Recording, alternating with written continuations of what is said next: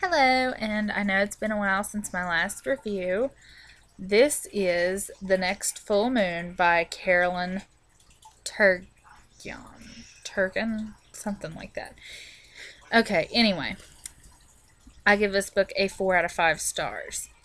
I thought when I originally purchased it, I thought that it was a young adult novel and that it was probably about werewolves or something. Because of the title. But then, when I got it, I noticed that those are feathers. So then I got really, really confused. So I just started reading it. And, when I got it, I immediately started reading it. And, like, it's about a girl who starts growing feathers. And I don't know if this was intended to be a retelling, but it reminds me a lot of The Swan Princess. I don't know if you guys remember that movie. But I really liked it when I was a little girl. There was The Swan Princess and The Swan Princess 2, and I think there might have even been a third part, but I'm not absolutely positive.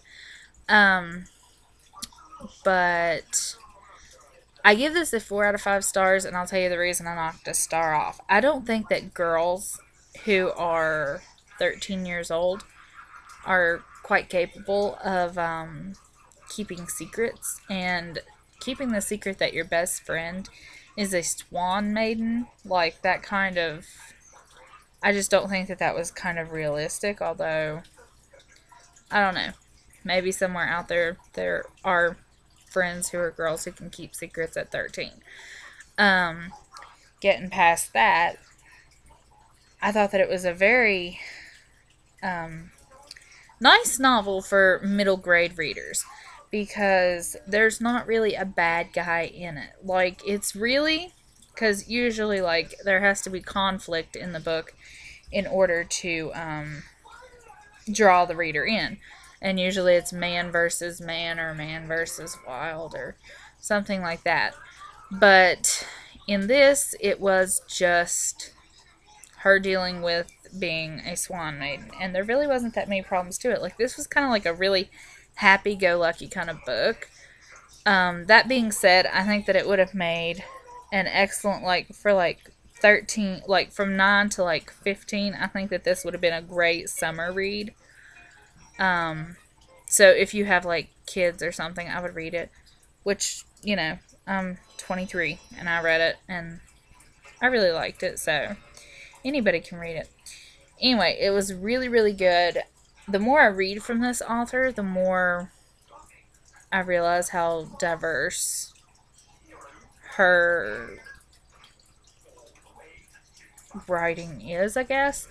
Because Mermaid, it was young adult, but it was very, very edgy. And this was middle grade, but it was a higher quality than most middle grade novels are. There are some middle grade novels, and they don't have a really good quality.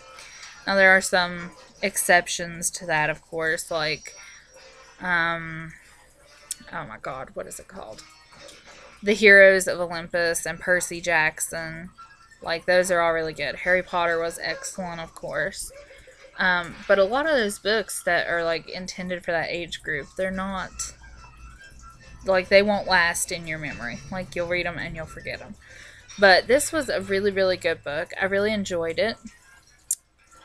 So, comment, and subscribe. And I got this off of Amazon. And it was published, I think, in 2012. I'm not really for sure.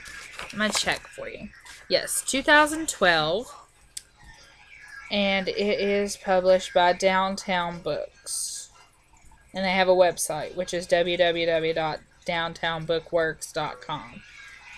So you could probably order it from them, or you could just get it off of Amazon, which is really easy. So, anyway, 4 out of 5 stars. Now, I am all into the fantasy books here lately, the fantasy genre or whatever. So I picked up some more mermaid romance novels. This is just the first one that I got in. It's not the first one in the series, but this is Forgotten Sea by Virginia Cantra. And I will be reading these next, hopefully. And I also got some more Carolyn Turgeon books. So, her and Virginia Cantra for probably the next 2 weeks is what I will be doing my reviews on. Now, after that, I am looking at ordering Forrest Gump. Yes, Forrest Gump is a book. I didn't know. And there's also a second part, which is the one I really want to get my hands on.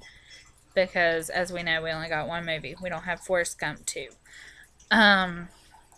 So those will be next. And I ordered something else, and now I can't think of what it is. But the mermaid books and Carolyn Turgeon's works, there's a lot of different things that she's written. So those are what I'm going to be reviewing next, whichever order they come in. If I get a Carolyn Turgeon book in before I get this whole series in, I'll probably just read that because all her books are standalones. So it's just easier. But comment, and subscribe.